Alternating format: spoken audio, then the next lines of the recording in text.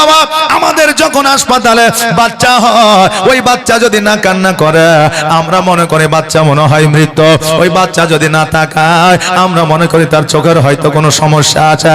ওই বাচ্চা যদি হাত পা না নড়ায় আমরা মনে করি হয়তো ওই বাচ্চার কোনো হাতে পায়ে অসুবিধা আছে।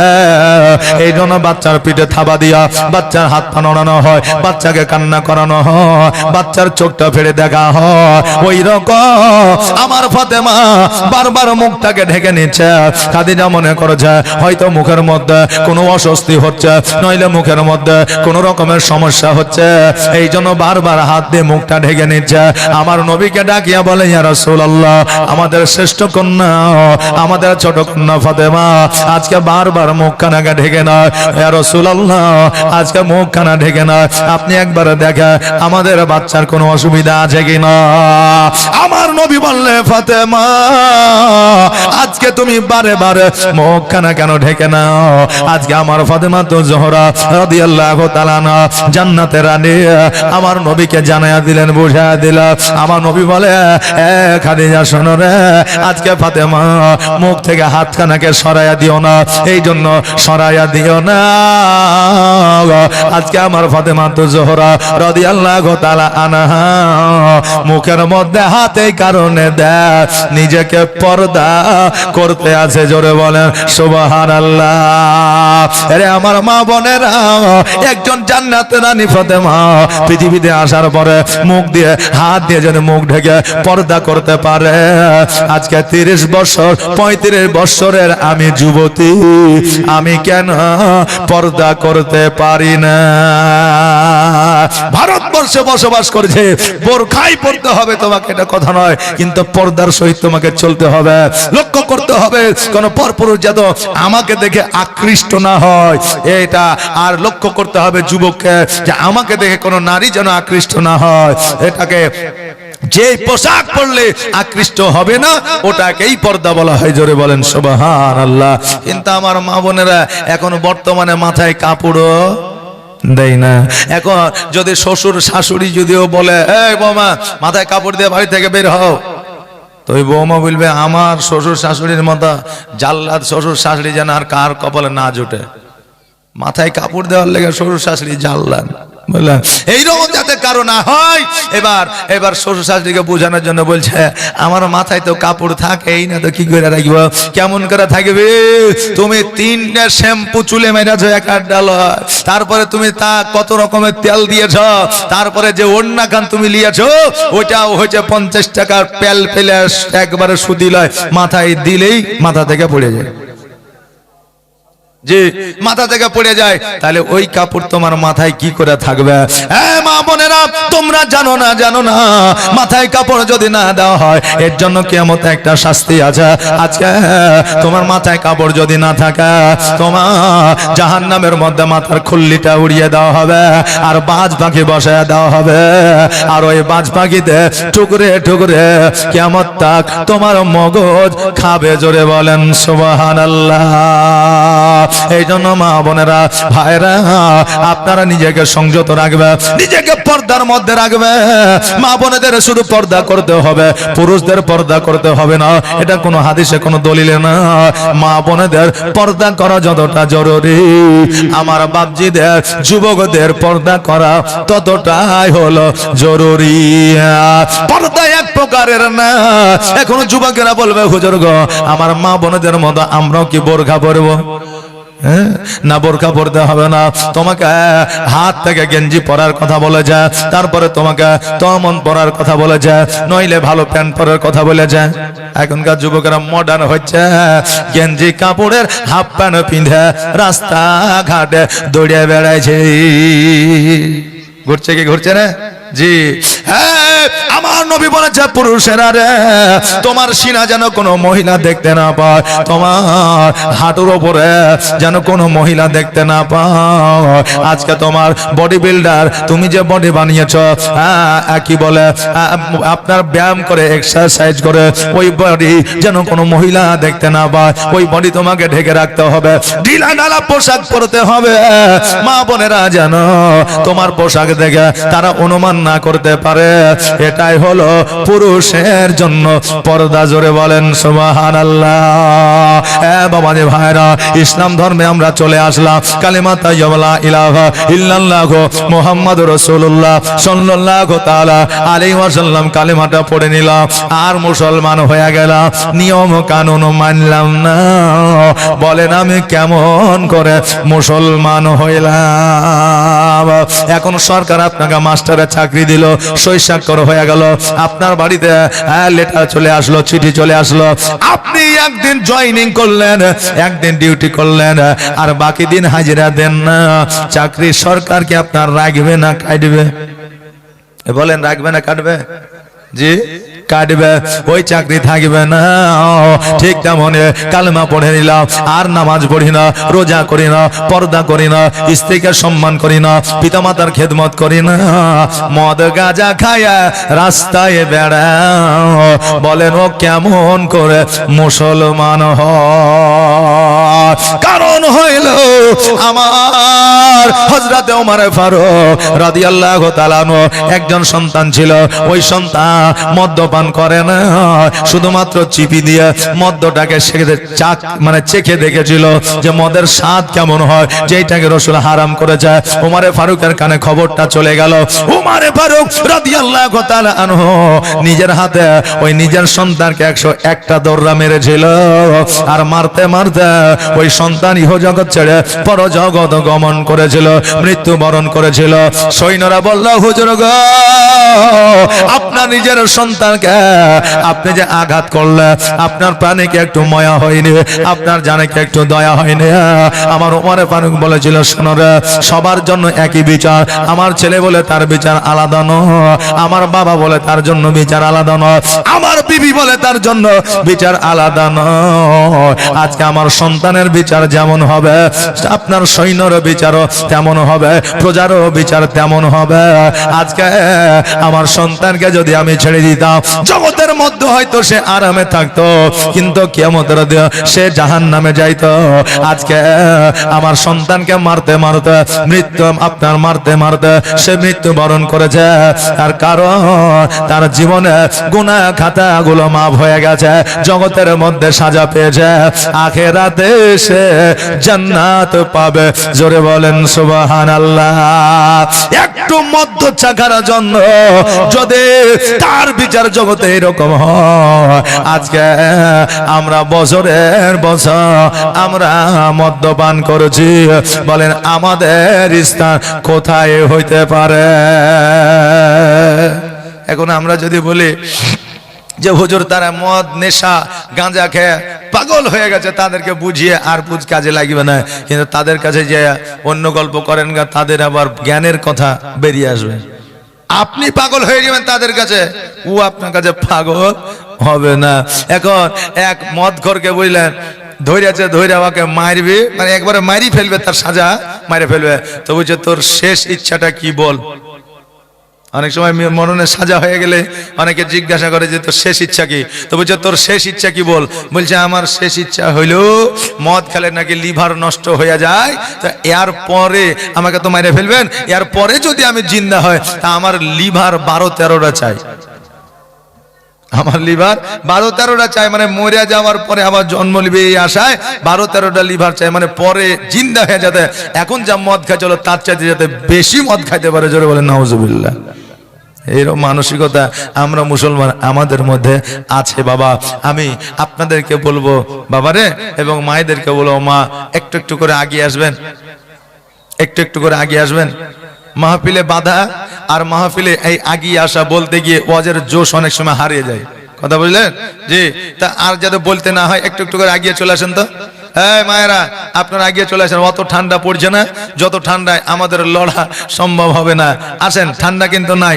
জি আসেন মা, চলে আসেন, সামনে দিক ফাঁকা আছে।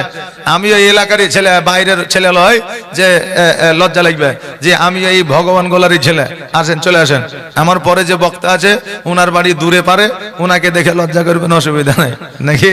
আসেন বাপজি, আমার মায়েরা চলে আসেন, তো আগে চলে আসেন, মায়েরা পেছনে জায়গা পেয়েছেন। আসেন যে সুবহানাল্লাহ একবার দরুদ পড়েন মহব্বতের সহিত আল্লাহুম্মা সাল্লি আলা সাইয়্যিদিনা মাওলানা মুহাম্মদ ওয়া আলা আলি সাইয়্যিদিনা মাওলানা মুহাম্মদ সাল্লাল্লাহু আলা মুহাম্মাদিন সাল্লি আলা মুহাম্মদ হরদম জবান से निकालो शफी पाक नामे मोहम्मद हरदम ज़बान से निकालो शफियाना मोहम्मद। এই আমার বাপজিরা ভাইরা গো, আজকে বেরাদা আমি এই জায়গায় জীবনী করার জন্য আসি না, এই জায়গায় জালসার জন্য এসেছে, এই জন্য কোনো ধারাবাহিকতা নাই। আচ্ছা বলেন, এখন পর্যন্ত কোনো একেবারে লাগাতার জীবনী করে গেছে এরকম জীবনী পেয়েছেন কে? পাননি। কেন পাননি?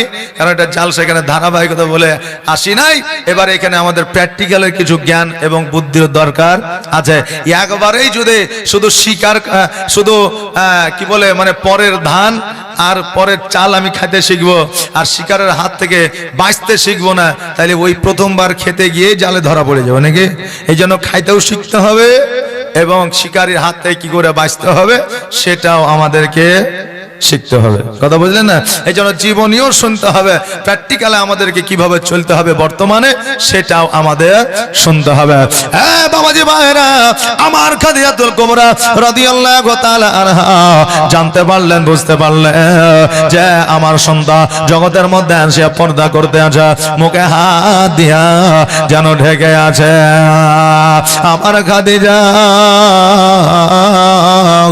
আমার ফাতেমাতুল জোহরা রাদিয়াল্লাহু তাআলা আনহা সর্বদা কাছে রাখতে, সর্বদা সঙ্গে রাখতে, যেন কোথাও না যায়, আমার সন্তানের যেন কোনো অসুবিধা না হয়, আমার সন্তানের কোনো অভাব অনটন যেন না হয়, আমার সন্তান যেন মা মা বলে না ডাকে।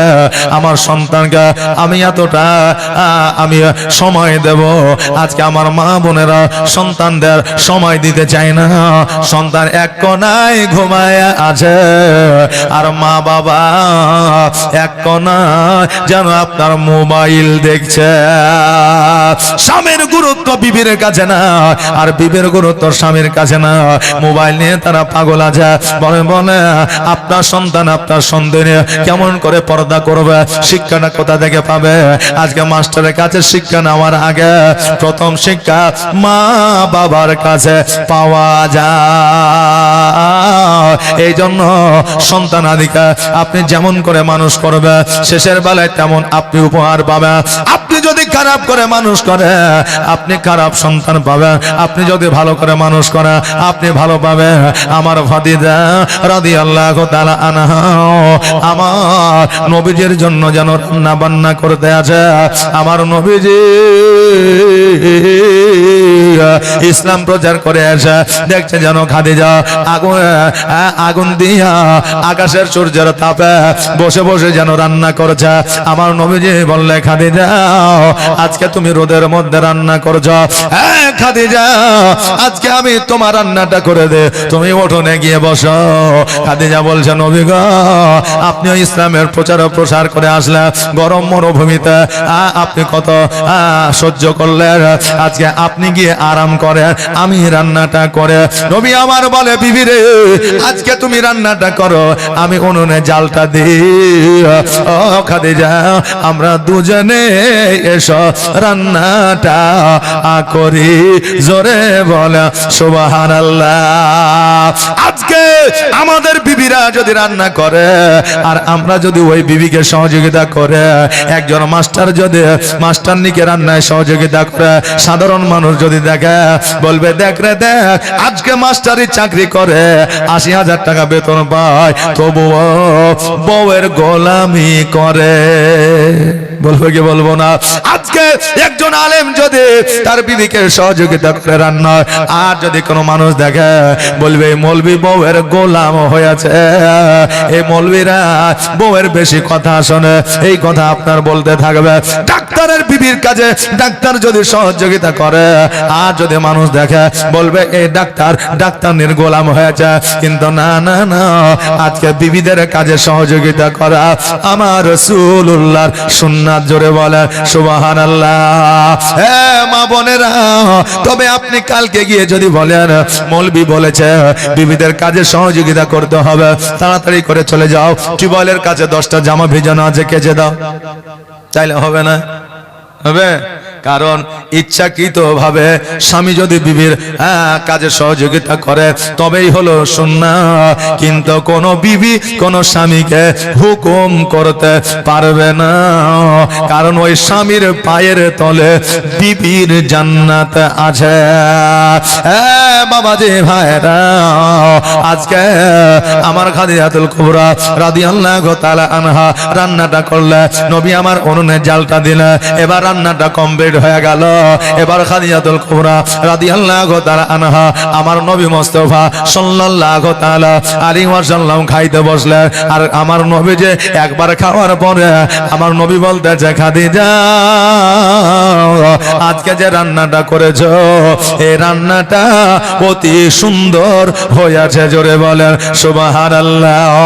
খাদিজা মিচকি হাসি দিয়ে বলতেছে, নবী গো, আমাকে যখন আপনি বিবাহ করেন তখন আমি একজন রাজরানী ছিলাম, তখন আমি বাদশাহিনী ছিলাম, তখন আমি জীবনে রান্না করি না, আমি জীবনে কোনোদিন কাপড় কাচি না, জীবনে কোনোদিন আমি কোনোদিন বিনা চপ্পলে বাইরে যাই না। আপনাকে বিবাহ করে আমি রান্না বান্না শিখেছি, আমি খালি পায়ে হাঁটা চলা শিখেছি, আমি জিন্ন কুটিরে জান্নাতের বাগানে থাকা শিখেছি। নবী গো, আমার রান্নাটা কেমন করে ভালো হইতে পারে? নবী আমার বলে, খাদিজা আজকে যে রান্নাটা তোমার আমি খেয়েছি, আজকে রান্নার মতো রান্না আমি হয়তো কারোর হাতে পাবো না। খাদিজা যেন চুপ করে আপনার বসে আছে, স্বামীর কথা যেন খুশি হয়ে গেছে। এই জন্য বাবা বিবিদের প্রশংসা করবে। বিবিদের প্রশংসা করা হলো আমার নবীর সুন্নাত। আজকে বিবিদের কেমন প্রশংসা করবে? কারণ স্বামীদের মুখে যদি প্রশংসা বিবিরা শুনতে পায়, ওই বিবিরা খুশি হয়ে যায়, না হয় না? বেজার হয়, খুশি হয়, কারণ স্বামীকে সব চাইতে বিবিরা বেশি ভালোবাসে। আর ভালোবাসার মানুষটা যখন প্রশংসা করে, ওর চাইতে খুশি আনন্দিত পৃথিবীর কেউ আর হইতে পারে না। বিবিরা যদি রান্না বান্না করে, যদি রান্নাতে একটু লবণ হয় তবুও বলবে আজকে খুব সুন্দর হয়েছে রান্নাটা। এবার ওই বিবি যখন খাবে তো লবণ, তখন সে মনে মনে ভাববে, আরে আমার স্বামী কত ভালো, লবণ হয়েছে তাও বলছে খুব সুন্দর, আগামীকালকে আমাকে সুন্দর করে সবজিটা রান্না করতে হবে। দেখবেন নিজে বিবি চেখে দেখবে লবণ ঠিক আছে, ঝাল ঠিক আছে কিনা, দেখবে কি দেখবে না? যদি মহব্বত ভালোবাসা দিয়ে বলা হয়। আর যদি আমরা মহব্বত না দিয়া যদি বিবিকে বলে, এই কি করে রান্না করেছে, তোর মন কোন দিকে ছিল, তুই কি চোখে দেখতে পাইসনি, রান্না এমন করে করেছিস লবণ হয়ে গেছে। পরের দিন যখন রান্না করবে বলবে, মিনসা তুই কালকে খাইতে পারিসনি, আজকে তো মুখেই দিতে পারবি না, লবণ এত দিব। কথা বুঝলেন না? মহব্বতে সবকিছু হাসিল করা যায়, কিন্তু আপনার জোর করে কিছু হাসিল করা যায় না। এই জন্য বিবিদের প্রশংসা করা হলো আমার নবীর সুন্নাত। বিবিরা যখন আপনার ভালো পোশাক পরবে বলবে পোশাকটাই তোমাকে খুব সুন্দর লাগছে। বিবিরা যখন সাজগোজ করবে তখন বিবিদের বলবে তোমার সাজগোজটা খুব সুন্দর লাগছে। বিবিদের বলবে, বিবিরে আজকে তুমি আমার বাড়িতে এসেছো, আজকে তুমি আমার বাড়িতে আসার পরে আজকে আমার বাড়িতে উন্নতি হয়ে যায়, আজকে আমার বাড়িতে তুমি আসার পরে আজকে আমি সঠিক পথের প্রতীক হয়ে গেছে, আমি বিজনেসম্যান সাকসেস হয়ে গেছে। দেখবেন ওই বিবি খুশি হয়ে যাবে। তবে আজকে গিয়ে বাড়িতে টেরাই করিয়েন না, নইলে খবর আছে। কারণ বিবিও শুনছে, আপনিও শুনছেন।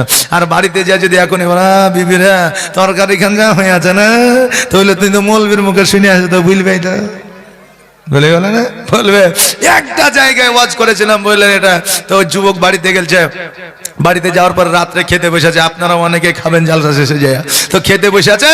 এখন ওই যুবক বলছে মৌলবি তো বলেছে বিবির প্রশংসা করলে বিবি খুশি হয়ে যায়, তা আজকে বিবিকে খুশি করে দেবো, যা হবে হবে। এবার খেতে বসে আছে, খেতে খেতে বলছে বিবি রে আজকে রান্নাটা হেভি সুন্দর হয়েছে, ভেরি নাইস বিউটিফুল একদম, বুঝলে। তখন বিবি মুখটা ভারী করে চুপ করে বসে আছে। এখন ও বলছে হ্যাঁ রে মৌলবি বললে যে বিবিদের প্রশংসা করলে বিবিরা খুশি হয়ে যায়, তো তোর মুখ কেন গুমড়া হয়ে গেল কেন, তুই নারাজ হয়ে গেলে কেন? তো ও বলছে গুমড়া হবে না, নারাজ হব না, আজকে 12 বছর বিয়ে হয়েছে, জীবনে কোনোদিন বলো না যে আমার তরকারি ভালো হয়েছে। আর যেই মাগরিবের পরে পাশের বাড়ির ভাবি তরকারি কেন দিয়ে গেছে যে কুদ্দুসের বাপকে দিয়েও খাবে, অমনি বলছো তরকারি কেন খুব সুন্দর হয়েছে। আচ্ছা বলেন ও রাগ হবে কি হবে না? হবে। এই জন্য আজকে যাই এই বাড়িতে টেরাই করিয়েন না, আর বিবিকে বলিয়েন না খুব সুন্দর হয়েছে, 10 দিন পরে ভুলবেন আমার মায়েরা যখন ভুলিয়া যাবে। কথা বলি না, মায়েরা ভুলতে খুব বাহাদুর, কিন্তু কিছু কথা আছে যেগুলো মরা পর্যন্ত আমার মায়েরা ভুলে না। আপনি ভগবানগোলা বাজার গেছেন, বাজারে যে বিভিন্ন আপনি কাজকর্ম দেখতে পান কি পান না? বাজারের মধ্যে কে পড়ে গেল, কে অ্যাক্সিডেন্ট হয়ে গেল, কে কাকে মারে দিলে, কে কাকে গালি দিয়ে দিলে, হয় কি হয় না? হয়। তো যদি একটা মেয়ে মোটর সাইকেল থেকে পড়ে গেছে, বুঝলেন, আপনি দেখেছেন, আয়সা বিবিকে বলছে বিবি রে আমি যে আজকে বাজারে একটা ঘটনা দেখলাম। বলে কি?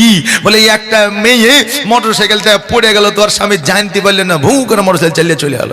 এরকম হয় কি হয় না? হয়। বিবি কিন্তু তখন কিছু বলবে না, বুঝলে। 40 বছর পরে ওর হাঁটুতে দরদ হয়েছে, ব্যথা। এখন স্বামীকে বলছে স্বামী গো আমার ব্যথা, হাঁটুটা ব্যথা করছে। এখন স্বামী বলছে যে বয়স হয়ে আছে, ক্যালসিয়াম হয়তো কমে আছে, একটু ব্যথা করবে। তখন বুঝতে পারবেন যে সেই দিনটা মনে আছে কিনা। বলবে সেই দিন পরের বহু পড়েছিল মোটর সাইকেল থেকে, তোমার খুব দরদ হয়েছিল দেখেছিলে, আর আজকে আমার পা কান ব্যথা হয়েছে, তো তোমার নজরে লাগছে না। সব ভুলে যাবে, এইরকম কথাগুলো বলবে না। এই জন্য বাবা আর সব কথা বিবিদের সামনে বলতেও হয় না। বিবিদের এমনও কথা আছে মনে থেকে যায়, সারা জীবন ভুলতে পারে না। টাকা কোথায় দিয়েছে মনে থাকে না, আপনার কি কোথায় দিয়েছে ভুলতে পারে না, কিন্তু মোবাইলে যদি কোনো মেসেজ চলে আসে, তো 40 বছর কেন 80 বছর পার হয়ে গেল, ওই মেসেজের টাইম ডেট কোন সময় কিছু ভুলবে না। কথা বললেন না, এগুলো মায়েরা ভুলতে পারে না। হ্যাঁ বেরাদার, এই জন্য মায়েরা যখন ভুলে যাবে তখন আপনারা মায়েদের প্রশংসা করবেন, দেখবেন আপনার বাড়িতে আল্লাহর তরফ থেকে রহমত বর্ষিত হবে। জোরে বলেন সুবহানাল্লাহ। একটা আওয়াজ দিয়ে বলেন না সুবহানাল্লাহ। আর একটা আওয়াজ দিয়ে বলেন ইয়া রাসূলুল্লাহ। নারে তাকবীর, নারে রিসালাত, মাসলাক আলা হযরত। জোরে বলেন জিন্দাবাদ। একটু আস্তে বলেন জিন্দাবাদ। হায় হায় হায়, আমি বলবো জোরে আর আপনারা বলবেন আস্তে, তাহলে কি করে হবে? আপনাদেরকে জোরে বলতে হবে, তবেই তো বক্তার জাজবা আসবে নাকি? আমার পরে যে বক্তা আসছে বললেন, এই বক্তার কে জাজবা আপনাদেরকেই দিতে হবে। কথা বললেন না? আপনারা যদি জাজবা ভালো করে দেন বক্তার জাজবা আসবে, আর আপনারা যদি না জাজবা দেন তাহলে জাজবা আসবে না। এই জন্য বক্তার সাথে সাথে শ্রোতাকেও আনন্দিত থাকতে হয়, না হলে বক্তার বক্তব্য দিয়ে শোভা কিন্তু মানায় না। বাপজি ভাইরা আমার, আমি যেটা বলতেছিলাম আপনাদের সম্মুখে একটু লক্ষ্য করে শুনবেন, আর কিছু জ্ঞান আপনারা কুঠায় নিয়ে তারপরে যাবেন নাকি? নিয়ে যাবেন না? নিয়ে যাবেন না? জি নিয়ে যাব। কারণ এক দাদু পোতা এসছে জালসা শুনতে, মৌলবি বলেছে হাঁটুর উপর কাপড় তোলা যাবে না। এখন রাস্তা দিয়ে যেতে একটা জায়গায় খাল পড়ে গেছে, দাদু কাপড় তুলে বান্না মেরে নিয়েছে। এখন পোতা বলছে হ্যাঁ গো মৌলবি যে বললো যে কাপড় হাঁটুর উপরে তোলা যাবে না, ওর পাগলা তুই নিয়ে এসেছিস? বলছে হ্যাঁ, আমি তো ওখানে থুইয়া চলে এসেছি। কথা বুঝলেন না? এমন জানে না হয় বাপ আর বেটা জুম্মার দিনে নামাজ পড়তে গেছে, নামাজ পড়তে যে বাপ বেটা পাশে বসেছে, ইমাম সাহেব বক্তব্য দিচ্ছে, ছেলের যদি বয়স হয়ে যায় 22, আর দেরি না করিস, ছেলের বিয়ে দিয়ে দিস। এখন যুবক বলছে এতদিনে মৌলবি ওয়াজ শিখেছে, হ্যাঁ এই ওয়াজটা যদি কাজে লেগে যায় আমার কিন্তু কাজ হয়ে যাবে, মানে বিয়ে ও করবে। এখন আধ ঘন্টা বিয়ে সম্পর্কে ওয়াজ করার পরে এবার ওই ছেলে মনে মনে ভাবছে যে আব্বার দিকে একবার তাকিয়ে দেখি, যে আব্বা যদি খুশি থাকে জানবো যে আমার লেগে বউ খুঁজবে, আর আব্বা যদি মুখটা ভারী থাকে তাহলে জানবো কাজ হবে না। তো মানুষের মুখ দেখলে দেশের বার্তা পাওয়া যায়। আগের মানুষ বলে, কথাটা বাস্তব কি বাস্তব না? বাস্তব। এখন ছেলে যখন আস্তে আস্তে লজ্জিত লজ্জিত ভাবলিয়া বাপের দিকে তাকিয়ে দেখছে, তো বাপ বুঝলেন লাখ ডেকে ঘুমাইছে। আচ্ছা বলে মসজিদে খুতবা হয়, বক্তব্য হয়, তখন অনেকে ঘুমিয়ে যায় না, চোখ বন্ধ করে চলছে চলছে হয় না হয় তো দেখছে বাপ ঘুমাচ্ছে, এখন ছেলে বলছে যে মৌলবীর ওয়াজ করাই হইলো আর আমার শোনাই হইলো, কাজ কিছু হবে না। কথা বুঝলে, মানে যে কাজ করবে সেই তো শুনে নাই। তা আমাদের মধ্যে যদি এইরকম ঘুম ঘুম ভাব আর ঘুমিয়ে থেকে যদি যায়, আর যদি শুনলাম কানে যদি না লি, তাহলে আমাদের কোনো কাজে আসবে না। তবে নেকি থেকে আমরা বঞ্চিত হব না।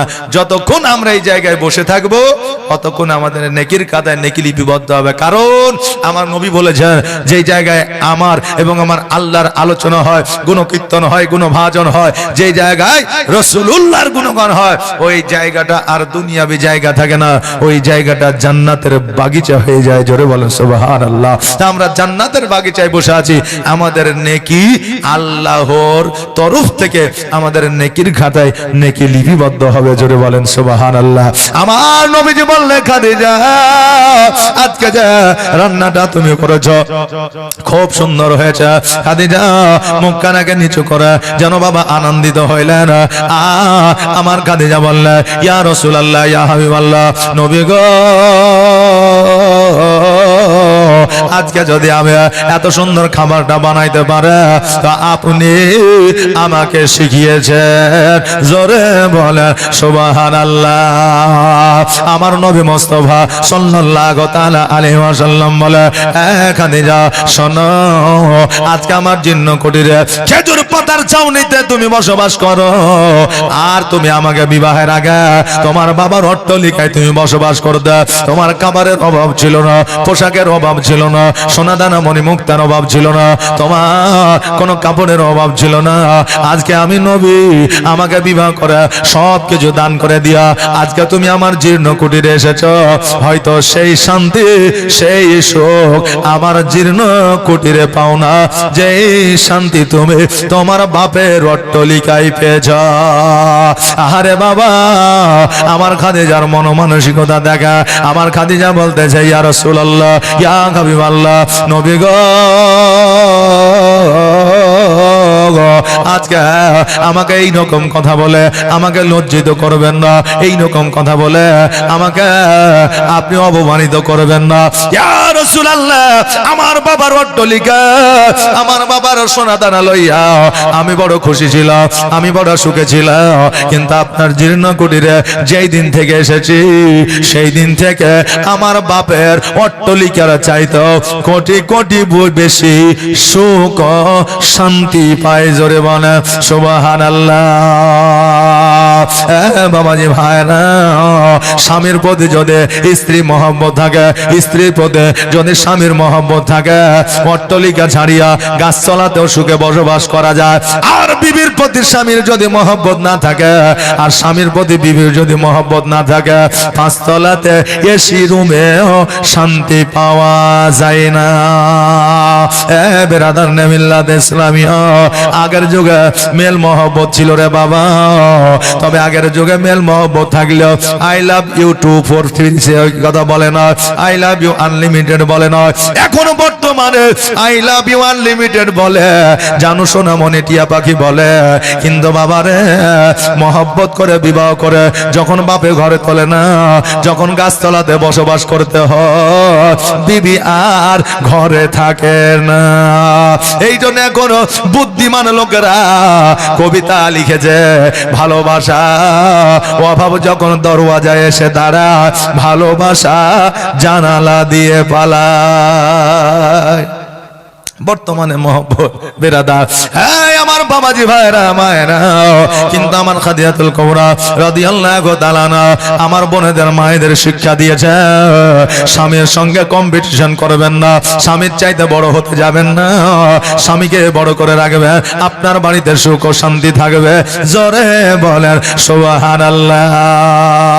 খাদিজা বলে, ইয়া রাসূলুল্লাহ, ইয়া হাবিবাল্লাহ, নবী গো, আমার সোনা দানা হীরা মণি মুক্তা কিছু চাই না, আমার অট্টালিকা চাই না, আমার অট্টালিকার সুখ শান্তি চাই না।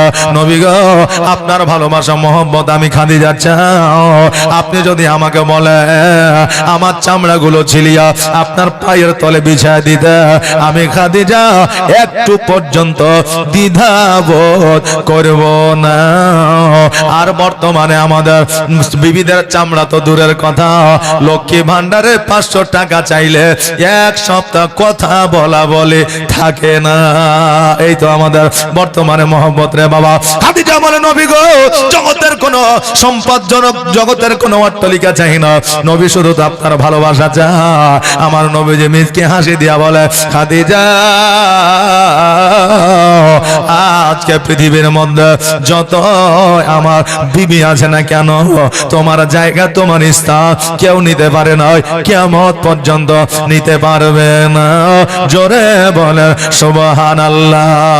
নবী গো তোমার মতো এত ভালো, তোমার মতো এত ভালো কেউ তো আমায় বাসে না, তাই তো নবী আমি তোমার দিওয়ানা, তাই তো রাসূল আমি তোমার দিওয়ানা।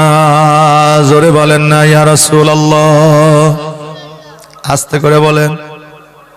এই বাচ্চাটার মুখ থেকে শুনতে পেলাম ইয়া রাসূলুল্লাহ। মহব্বত কি ওই করে নাকি জি? আমরা মহব্বত করি না রাসূলুল্লাহকে? একটা আওয়াজ দিয়ে বলেন তো ইয়া রাসূলুল্লাহ। সুবহানাল্লাহ।